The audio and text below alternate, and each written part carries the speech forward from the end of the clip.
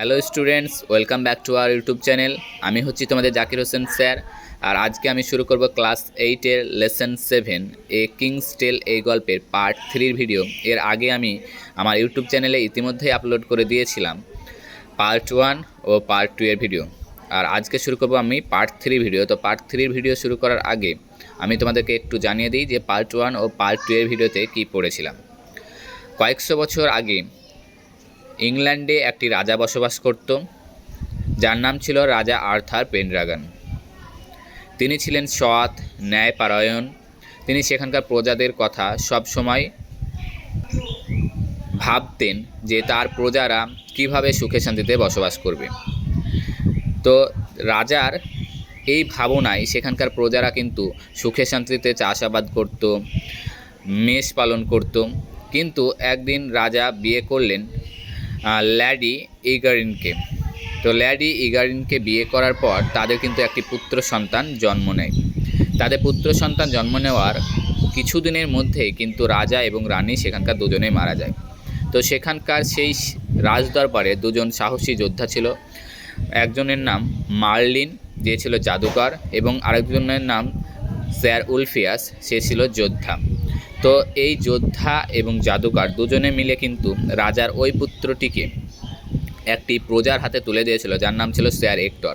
প্রজার হাতে তুলে দিয়েছিল এর কারণ সেখানে ব্যারন নামে এক প্রজাতি তারা অত্যাচার করত সেখানকার লোকেদের ওপর। যেহেতু রাজা ও রানী দুজনে মারা গিয়েছে, তারা চেষ্টা করছিল যে সেই সিংহাসন তারা দখল করবে। এর জন্য ব্যারনরা তারা নিজেদের মধ্যে কিন্তু লড়াই শুরু করেছিল। তো যাতে সেই শিশুটির কিছু না হয় এর কারণে তারা একটি সৎ প্রজার হাতে রাজার পুত্রকে তুলে দিয়েছিল এবং বলেছিল স্যার হেক্টরকে যে এই ছেলেটিকে তোমরা এমনভাবে মানুষ করবে যাতে ভবিষ্যতে এই ছেলেটি তোমাদেরই মনে হয়। তারপর যখন রাজার ছেলে আর্থার, ছেলেটির নাম দেওয়া হয়েছিল আর্থার, তো আর্থার যখন 18 বছর কাটিয়েছিল সেই স্যার হেক্টরের বাড়িতে, সে ছিল দেখতে হ্যান্ডসাম, গুড লুকিং, ইন্টেলিজেন্ট।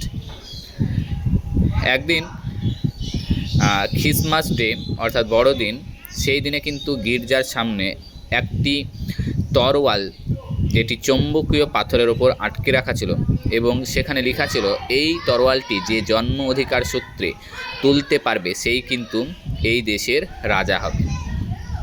তো ব্যারনরা তাড়াহুড়ো করে সেই তরোয়ালটিকে তোলার চেষ্টা করতে চেয়েছিল, কিন্তু কেউই তারা সফল হতে পারেনি। কারণ যেহেতু তারা জন্ম অধিকার সূত্রে ছিল না হয়তো, এর কারণেও তুলতে পারেনি। কিন্তু রাজা আর্থারের ছেলে আর্থার, সে কিন্তু একবারের চেষ্টাতেই তরোয়ালটিকে তুলে দিয়েছিল। এটা দেখে ব্যারনরা আর সহ্য করতে পারল না। তখন তারা বলল এই তরোয়ালটিকে আবার আরেকবার তোলা হবে প্রত্যেক প্রজাদের সামনে। যদি সে তুলতে পারে তবেই তাকে এই রাজ্যের রাজা করা হবে। তো একদিন মে মাসের উজ্জ্বল সকালে এই উদযাপনটি পালন করা হলো। সেখানে রাজা আর্থারের ছেলে ছিপছিপে পাতলা রোগাটে, সে কিন্তু একবারের চেষ্টাতেই এই তরোয়ালটিকে কিন্তু তুলে ফেলতে পেরেছিল। এইটা দেখার পর ব্যারনরা হিংসুটে হয়ে পড়ল, কিন্তু সেখানকার লোকেরা মেনে নিল যে রাজা আর্থারকে রাজা হিসেবে। তো রাজা আর্থারকে রাজা হিসেবে মেনে নেওয়ার পর সেও কিন্তু সেইখানকার প্রজাদের কথা ভাবতে লাগলো যে সেখানকার প্রজারা কিভাবে সুখে শান্তিতে বসবাস করবে। অর্থাৎ দেখো, রাজা আর্থারের পেনড্রাগন যেমন ছিল, ঠিক তারও ছেলে কিন্তু ঠিক একই কথাই ভাবে সেখানকার প্রজাদের কথা। অর্থাৎ একই রক্ত, তার বাবার রক্ত যেমন, তার ছেলের রক্তও তো তাই। কিন্তু একটি বিশেষ কারণবশত সেই তরোয়ালটি একটি যুদ্ধে কিন্তু রাজা আর্থার হারিয়ে ফেলে। তো রাজা আর্থার যখন সেই তরোয়ালটি হারিয়ে ফেলে, তখন মার্লিন তাকে একটি পাহাড়ের উপত্যকা নিয়ে যায় এবং সেখানে একটি গভীর হ্রদ ছিল। সেই গভীর হ্রদ থেকে একটি গোল্ডেন ব্রেসলেট পরা, সোনার গোল্ডেন ব্রেসলেট পরা একটি হাত, মায়াবতী হাত একটি উঠে আসে। সেখানে সেই হাতে ছিল একটি তরোয়াল। তো সেই তরোয়ালটি কিন্তু রাজা আর্থারকে দেওয়া হয়। তারপর দেখো পার্ট 3 ভিডিওতে কি বলছে, আমরা চলো পড়ি একটু। This is the Excalibur, Merlin said. Merlin বলছে এটা হচ্ছে এক্সক্যালিবার, অর্থাৎ এক্সক্যালিবার হচ্ছে এটা তরোয়ালের নাম, অর্থাৎ ওই যে রহস্যময় হাটটি হ্রদের গভীর থেকে উঠে এসেছিল, সেই গভীর হ্রদ থেকে উঠে আসার যে তরোয়ালটি, সেই তরোয়ালটিকে বলছে, নাম দিচ্ছে এক্সক্যালিবার। মার্লিন বলল। কাকে বলছে মার্লিন? কোশ্চেন আসতেই পারে। এটা বলছে মার্লিন বলছে রাজা আর্থারকে। তারপর কি বলছে দেখো, only an honest and fearless night who protest the common people can process this salt. Only শুধুমাত্র একজন অনেস্ট শর্ট অ্যান্ড ফেয়ারলেস নির্ভীক নাইট যোদ্ধা, হু প্রোটেস্ট যে রক্ষা করবে দ্য কমন পিপল সাধারণ লোকেদের, ক্যান প্রসেস দিস সল্ট তবেই কিন্তু সে এই তরলটি ব্যবহার করতে পারবে। তাহলে এই তরলটি ব্যবহার করা কিন্তু একটি নিয়ম ছিল, যে এখানকার লোকেদের সৎ ব্যবহার করবে লোকেদের উপর, সেই কিন্তু এই তরোয়ালটি ব্যবহার করতে পারবে। এটা কিন্তু মার্লিন বলল। তারপর কি বলছে দেখো, কিং আর্থার অ্যাকসেপ্টেড দ্য ইনহ্যান্টেড মানে জাদুকীয় জাদু। কিং আর্থার গ্রহণ করলো ওই জাদুময় বা রহস্যময় সল্ট তরোয়ালটি from the mysterious hand appearing from the depth of the lake. যে তরোয়ালটি অগভীর হ্রদ থেকে উঠে এসেছিল মায়াবতী হাতে, সেই তরোয়ালটি রাজা আর্থার গ্রহণ করল। I shall never use this magic salt for Annie personal benefit, king Arthur declare. রাজা আর্থার বললেন বা ঘোষণা করলেন, আই শ্যাল নেভার ইউজ, আমি কখনোই ব্যবহার করব না, ইউজ দিস ম্যাজিক ওয়ার্ড, এই জাদুকীয় তরোয়ালটি, ফর অ্যানি পার্সোনাল বেনিফিটস, আমার ব্যক্তিগত ব্যাপারে। King Arthur could give piece and prosperity to England. রাজা আর্থার দিতে চেয়েছিল লোকেদেরকে খুশি ও ন্যায়পরায়ণ। টু গ্রেডি ব্যারনস, গ্রেডি মানে লোভী ব্যারনরা ওয়ার আনহ্যাপি, ছিল অখুশি, উইথ কিং আর্থার, রাজা আর্থারের প্রতি, বিকজ কারণ, হি ওয়াজ জেন্টল অ্যান্ড জাস্টিফাইড, সে ছিল